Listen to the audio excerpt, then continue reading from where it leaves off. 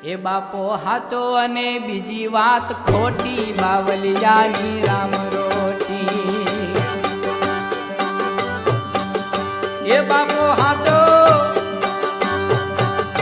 એ બાપો હાચો અને બીજી વાત ખોટી.